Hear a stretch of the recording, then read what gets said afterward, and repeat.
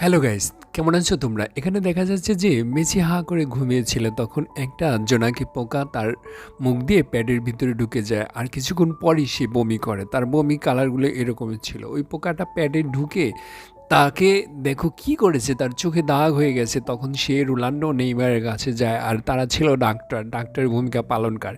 সেখানে তারা দুজন দেখা যাচ্ছে যে একটা রোবোটিক শ্যুট পরে, তারপরে তাদের পাখা হয় এবং তারা ছোট হয়ে যায়, ক্ষুদ্র হয়ে মেসির মুখের দিয়ে প্যাডের ভিতরে ঢুকে যায়। ঢুকে গিয়ে দেখে যে তাদের প্যাডের কোথায় সমস্যা। দেখো গাইস, সেখানে গিয়ে দেখে ওই পোকাটা কি কীভাবে কি রূপ ধারণ করছে দেখো। পরে তারা গিয়ে তাদের রোবোটিক শক্তি দ্বারা তার সাথে যুদ্ধ হয়। যুদ্ধ হওয়ার পরে তাকে মেরে ফেলে। একসময় দেখা যায় দেখা যায় তাদের শক্তি দিয়ে ওই পোকাটাকে ধ্বংস করে দেয়। তোমরা তাদের জন্য লাইক সাবস্ক্রাইব করতে ভুলবা না। ভালো থাকো।